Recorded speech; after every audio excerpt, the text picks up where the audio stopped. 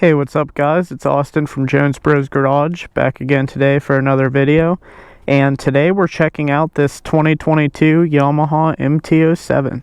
So as per usual, we'll just take a look at the bike, walk around it, talk about some of the features. I have some notes I wanted to go over in my phone.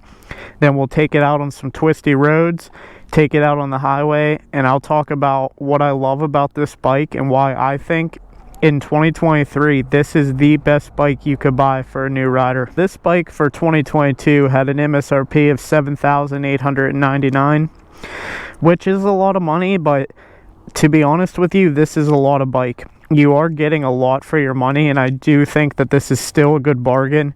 Even now in 23 for a new one, it came up to $81.99, and it has a couple new features, but it's mostly the same. But that's just how the economy is. I would recommend, if you're buying your first bike, I would pick one of these up, maybe lightly used. As I mentioned, this one is my wife's, which is why we got the "no, it's not his bike" on the key tag. We are selling it. My wife, she's not really interested in riding anymore, which that's a whole nother story. We've been doing some other stuff and really into cars lately, but that's not the point of this video. The point is, I'll be selling this bike probably around the $7,000 mark, and at that price point, I think if you're a new rider, that's what you should bite on. Pick one of these up lightly used, you know, avoid the initial depreciation. I will say these don't depreciate too badly, just they have a small initial hit and then they're pretty flat. And this bike it's not just a beginner bike though. Like, I'm talking about this as a beginner bike, but it's more than that. This would be a really great track bike, you know, even for myself. But the reason I'm selling is because I'd prefer the R7, but again, that's a whole nother topic. This bike still, for an experienced rider, it's fun. I have a blast on this bike. I think it would be a really great first track bike even also. What's interesting about this bike is it makes 74 horsepower and 50 pound-feet of torque from a 689cc parallel twin that they call the CP2. What's interesting about that is I own a Husqvarna 701, which is like my primary sporty bike now. And that bike also makes 74 horsepower and 53 pound-feet of torque. So it's really close. And I'm going to talk about that a little bit in this video. You know, this bike is similar in a lot of ways to the Husky 701. However, I think this one is more approachable for a beginner rider, but yet it still has a lot of the fun factor of the 701 for an experienced rider, if that makes sense. Like, as a beginner rider, I wouldn't go for the 701, but I would go for this, especially because the 701 is just like drastically more expensive, especially on the secondhand market. Now, why do I say this bike is more approachable than the 701? Well, this bike has a 406 pound curb weight. The 701 is 342, so it's a little lighter. However, we will talk about this while I'm riding it. It doesn't feel that way. Like, it doesn't, you can't tell that this bike is 60 pounds more than the 701, because this bike is a lot lower than the 701 and it carries its weight lower. It feels astronomically light. Like, I've always preached the Ninja 650 as the go-to beginner bike, and after owning this bike and having some time on it, this is better. This is a better bike. It feels so much lighter than the Ninja 650.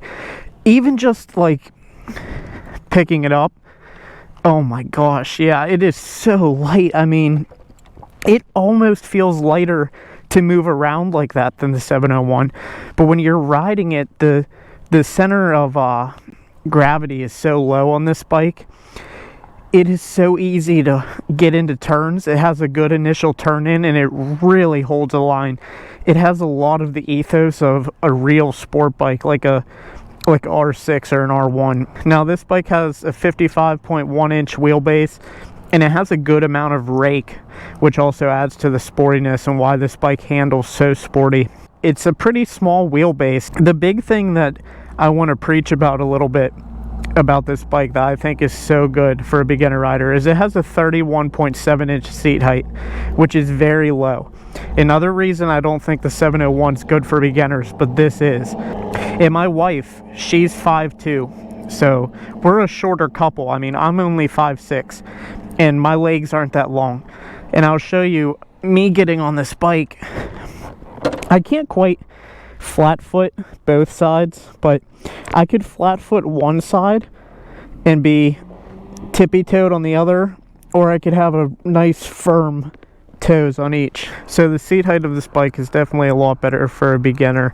On my 701 I could barely tiptoe one side, and for my wife to be able to get on a bike and flat foot one side is really crazy, because there's almost no bikes on the market that's the case. So up front we have KYB forks. They're not adjustable, there's no adjustment settings on these, but they do well how they are. So on the rear we just have preload and rebound settings, which, you know, it's pretty basic. There's not a lot of adjustability in this suspension. That's something people that track this bike like to upgrade, but I will say, just for street riding, this does the job and it does it well. So for 2022 versus the 2021 and older, we have new lighting, and this is all LED. It's really bright and it's a nice white color. The bars are higher and wider. They're very comfortable. They make the seating position a little more upright. The seating position on this bike is another thing we'll get into when we ride. It is excellent. This bike gets around 58 miles per gallon estimated out of a 3.7 gallon tank. So it goes a long ways. And not only that, you could just use regular fuel in this. You don't need to use premium. So it's definitely really fuel efficient, and it'll save you a lot of money on gas compared to some of the other rivals. And you do have a back seat, rear pegs. They are usable. I've ridden this bike with my wife on the back, and it's an enjoyable experience. Still has plenty of power for a job like that. Obviously, if you're buying this as a beginner, you're probably not going to be doing that, but maybe that's something you could grow into. The brakes are pretty standard for Yamaha, just the Nissan calipers. You have the two on the front and the one on the rear, obviously, like most bikes. They have a pretty good feel. The front brake, it has a pretty good feel. It has adequate power. The rear is a little mushy, a little weak, but that's also coming from somebody who's owned expensive and very fast bikes. So you're not really going to think that as a beginner rider. But if you are somebody that's going to track this bike, you're probably going to want to do some work on the braking system. But for just riding on the street, it still is more than enough, I would say. You don't have a lot of fancy electronics on this. You have ABS, and that's about it. Okay guys, so we'll go ahead, hop on. We'll talk about the dash a little bit, and then we'll ride some twisty roads, and then we'll hop on the highway, and I'll show you that this bike is very highway capable.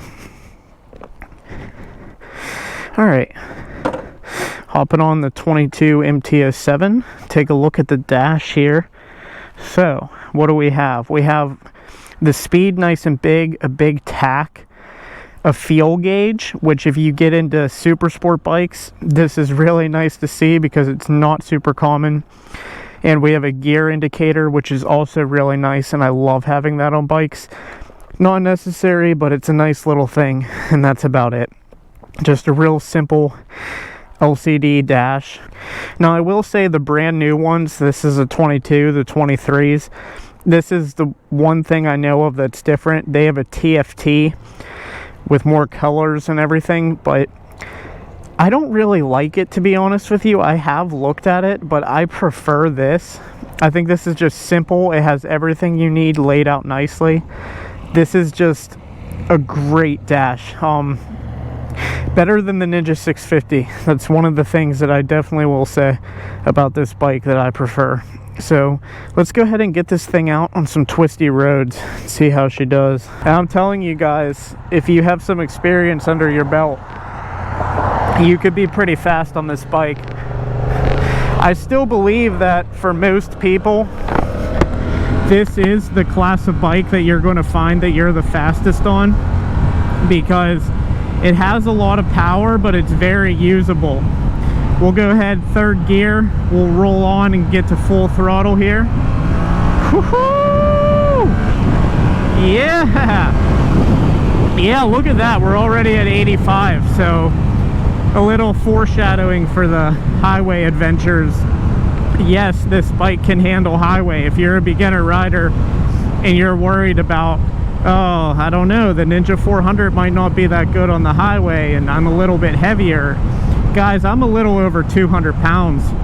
And you saw how this thing gets up close to 90 like nothing, really. It feels so light. I think it's more eager to turn in than my 701, and my 701 has a fully adjustable suspension and I have it dialed in. I ride that bike on the kart track. Woohoo! And this still, I don't even know, it's hard to explain. I almost want to say this feels better.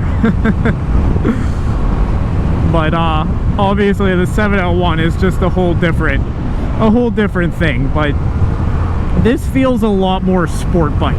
This feels like an R6 light, I guess you would say. It's like a baby R6, but you're sitting upright and you're way more comfortable.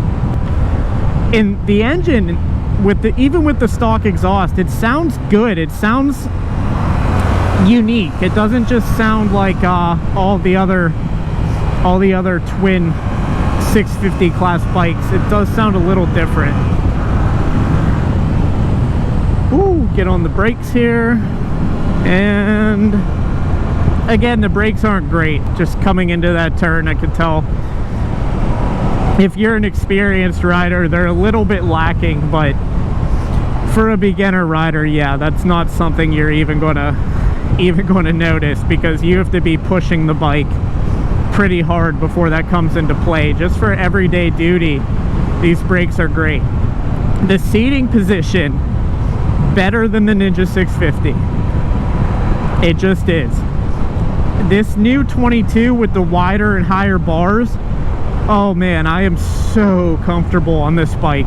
I like the mirrors too, even. You know, a lot of bikes, I don't like the mirrors. They look ugly. I think they look okay on this bike, and they work really well. I could see everything behind me clearly. But yeah, once again, I will say this bike is just, it feels so eager to turn in, but then once you're in the turn, coming towards the apex or out of the apex, this bike feels heavier. Like, it feels very planted and very stable through turns and eager to hold a line. And like I said, the R6 Lite, what this reminds me of a lot is the R6, because the R6 also does have a lot of that same feeling. I remember riding the R6 back to back with my Panigale V2. The Panigale felt more flickable, almost like lighter on its feet, but the R6, it feels a lot more planted. When you're coming through a turn, it is so eager to hold its line, and it just feels like you're glued. This has that same type of feeling. I guess it's just a Yamaha thing, and I'm sure the rake on these forks contributes to that as well. Now, you don't have a quick shifter on this bike. Let's get a little bit more lean here. Oh yeah, and then when you come into these real tight turns like that, it's like a different thing. Then you could really feel the lightness at lower speeds. Like I was saying, at higher speeds it feels more planted, but in those lower speed turns it feels so light. That's where I'd say it starts to feel similar to my 701. And honestly, as a beginner, I don't think that you ever need to go for a 600cc Super Sport, because, oh my gosh, this already feels like more than enough. The reason why I say a bike like this is so approachable for a new rider, woohoo, yeah, and the reason that an experienced rider will be faster on this bike, unless they're really experienced on track bikes, is the way these bikes deliver power. This bike, same with the Ninja 650, this whole class, it doesn't have like an R6 where it's like 8,000 RPM is a slow climb, and then it spikes and it just hits you in the face with power. This isn't like that. This has like low-end torque and progressive build. I'll just show you here. We'll get some throttle. Yeah.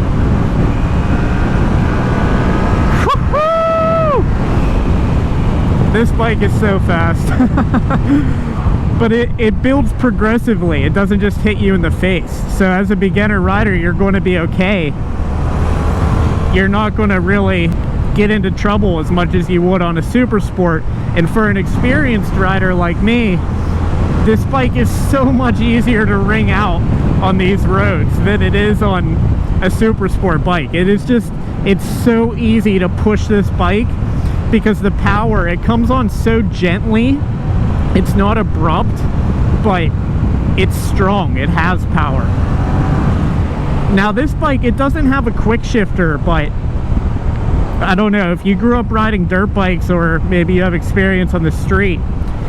This bike shifts really well clutchless without the quick shifter. Like right here, we're in fourth. I'll give it no clutch. We'll just do a blip into third. That was a little jerky, but you know. Here, I'll try that again. Try to get it a little nicer. I don't ride this bike a whole lot. Blip into third. There we go. That's a nice little blip. And then upshifting, you definitely have no need for the clutch. Here's third to fourth. I mean, I can't even tell. Like, the quick shifter on my 701, honestly, shifting this bike clutchless is faster than the quick shifter on my 701. Woohoo! Yeah, man, this bike is so much fun. This is making me want an R7 even more, I'm not gonna lie. Oh man, the power. It has so much power for a bike like this, and the reason it feels that way is because it's so light. If you're new to bikes, 406 pounds, it might not sound super light, but I'm telling you it is. When you compare this to something like the R6, it feels drastically lighter. This feels so much lighter than even the Ninja 650, and that was one of the main reasons I always loved the Ninja 650. I did a video about the MT03 when my wife had that bike, and I said that I think that that bike is a better choice for most riders than the Grom. And I got a lot of hate for that video. And the point of that video wasn't that if you have 3 bikes and you want to add a fun little Grom, you shouldn't do it. The point of that video was if you're buying a Grom as your only bike or your first bike, you should buy an MT03 instead because it does more and it still has that super light feeling. And people got so mad over that video, but I just don't think people understand how light these feel. And it's the same way with this MT07. Oh my gosh, and the power is just beautiful. Whew. It's hard to fault this bike. It does everything so well. And I never liked naked bikes. My brother had that Ducati Monster. I don't even remember which model it is nowadays that he had that's the big boy. It was the fastest monster that's out. And I didn't like it. I think it almost felt too powerful for a naked bike. And I know I might get some hate for that. But if I'm going to have a big power bike, I prefer to be hunched over and have the wind protection. And also just, these generally aren't as stable as a sport bike. But this is the one naked bike that I truly, truly enjoy riding. And that's as somebody who's not a fan of naked bikes. As I've mentioned, my wife is selling this bike because she doesn't ride anymore. I haven't posted in a while. I haven't been riding a lot either. I mean, I do ride here and there, but I haven't been to the track, and I haven't been riding my 701 as much. I've been riding the bagger because I've been a lot more into cars lately, and I've been doing some stuff with that. But this bike, just riding it now like this, it's honestly reigniting my love for bikes. Like, I am genuinely excited. I am genuinely excited on this bike. And maybe you do have, you know, an R6, a Gixxer 600, Gixxer 750. Maybe you have your super sport bike, or you already have your track bike, and you're just looking for something that's nice to commute on. Oh my. This, if I had to choose a bike to be a commuter bike, this is most likely what I would pick.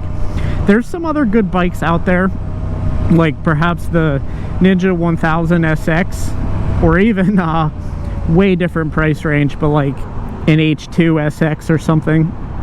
But again, that's just, it's a way different price range. For the money, you're not going to beat this. It is so comfortable. What I will say is I am 5'6". I mention it all the time because I think it's so important when you're talking about bikes, because your height drastically changes the comfort and ergonomics of the bike. This bike is perfect for me. I'd say if you're up to 5'8", this bike is probably going to be great. If you're over 6 foot tall, the legroom might be a little cramped. I mean, I'm not talking about sport bike levels of cramped, but it is a little tight in the legs. Not for me, but I could see how it could be for somebody. So if you are like really tall and you're looking for a commuter bike or just a fun little back road toy, that's something to consider. I'd maybe go sit on one of these. But yeah, it's just, not only is it's fun, it can handle everything well. I don't think the wind actually batters you too bad for a naked bike. You could always get a little windshield, but on top of all of that, it gets insane gas mileage. I mean, I've ridden pretty long stints on this. I rode out last week, probably like 45-50 minutes from my house and back, and I was at like a third of a tank, or I mean 3/4 of a tank, with my wife on the back. So we're heavy together, a lot heavier than you would be alone. And it was only down to about a quarter tank, and that's 2 hours of riding. A lot of other bikes, like especially a true sport bike, that is completely unheard of. In my 701, that would not happen. I would have had to stop to get gas. But this could do it without even having a full tank. You could see the highway power, very adequate. People talk about passing power. This has a lot of passing power. Like, let's just say, I'll slow down a little bit, piss off the people behind me. I'm going about 65. Say I need to pass somebody. Let's see how fast I could get that up. Woohoo! Wow, and just like that, 80. And again, I'm over 200 pounds. Yeah, this bike, it's got the power. From a little bit of reading I've done online, this bike will do about 120 to 130 miles per hour, obviously depending on your weight, the wind, stuff like that. So if you're a beginner rider that's worried about maybe a Ninja 400 not being able to get fast enough, do you really need more than 130? Because this will do it. This will do 130. Oh man, it is just, it feels so stable too. Like, some of the lighter bikes, they kind of move around on the highway, especially when you're passing trucks and stuff. This doesn't have that. Like I said, at these higher speeds, it just feels glued to the road. It feels much heavier than it is. It's like at the higher speeds, this bike turns into a real sport bike, stability wise, and at lower speeds it's a supermoto. It's like the best of both worlds. The first time I rode this bike after my wife bought it, I honestly was shocked. I'm just so impressed. I know I've never really ridden the MT07s. I know it's weird to say because I'm a motorcycle YouTuber and all, but I just haven't. Like I said, I don't like naked bikes, and I always prefer the Ninja 650. But man, I see what all the hype is about. This is better than the Ninja 650. For the money, if you're buying new, bar none, this is the best bike I've ever ridden under $8,000. Oh man, it is just so much fun. Let's go ahead and test out finding neutral on this thing. And boom, just like that. Then another little test. See if we could get the wheel to pick up under just power. This is first gear. Oh yeah.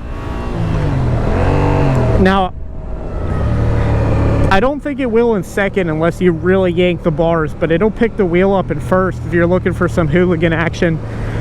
I know people wheelie the crap out of these. This could be a good bike for stunting. Like I said, this really, if you're not a beginner rider, I think this is a great second bike. You could use it as a commuter, a track bike, fun backroads bike, stunt bike. This bike, it does everything so well. Especially if you get into modifying. Free up a little power with this exhaust. Swap out the brakes. Yeah, it has... Testing the brakes out again there to see their bite. They do have good bite. The rear brake, you know, I said it's mushy, but a lot of bikes are. A lot of expensive bikes are. I'm using it again right now. It's actually not that bad. It honestly, it feels pretty comparable to like an R6.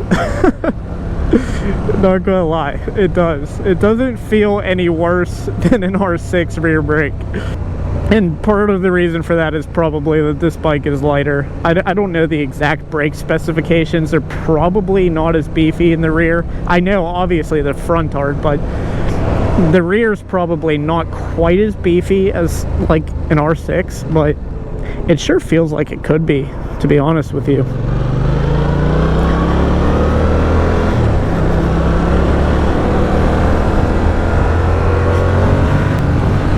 I have a Vulcan Voyager 1700 bagger though. Whenever I need to run errands with the wife and we feel like riding, we take that bike out a lot. I mean, there's been summers where we've been riding it almost every day, and I really, if we have something close to home, I really prefer to take this now. It's so comfortable. It's comfortable with the passenger. It's light. It has good power. It's just such a fun bike. This is a fun bike to ride the speed limit. A lot of bikes, I'm a go fast kind of guy. I always want to go fast. Even on my bagger, I ride a little quick, usually. But this is probably the funnest bike I've ever had at the speed limit. I mean, yeah, my 701 where you could be ripping wheelies and stoppies. But I'm talking about both wheels on the ground. You're so comfy on this. The power is so easy to manage. The brakes have a good bite, good progression to them. It's a fun bike to ride even without going fast. Just riding around the town like this, going closer to the speed limit. It's just fun. It's an enjoyable bike. There's not much more I can say. I honestly think all of the hype is justified around this bike. And if you're looking for your first bike, I strongly recommend you check this out. If you're looking for a first track bike, I'd consider this. I do think there's other options, but I think this is one of the good ones.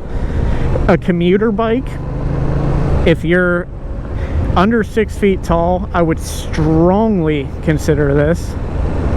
And if you just want a 650 class bike that you could ring out on back roads and be comfortable at the same time, this is it. This is the bike for you. So that's about it. That's all I can say. I mean, such a great bike. Honestly, one of my favorite bikes I've ridden, and I'll be sad to see it go, but it's whatever. We'll get something else eventually. Maybe I'll finally pick up my R7. I still haven't even rode one of those yet, but I imagine it's like this but sportier, which really just makes me want it more. But if you guys enjoyed the video, maybe you own this bike, go ahead and leave some comments below, or any questions, I'll answer them. If you have any suggestions for videos, you can leave that. Whatever, guys, just feel free to comment anything and I'll try to answer everybody. I appreciate you watching. The #1 way you could support me, as always, is finger that little subscribe button. Maybe hit that like button while you're over there. I appreciate you guys checking out the video.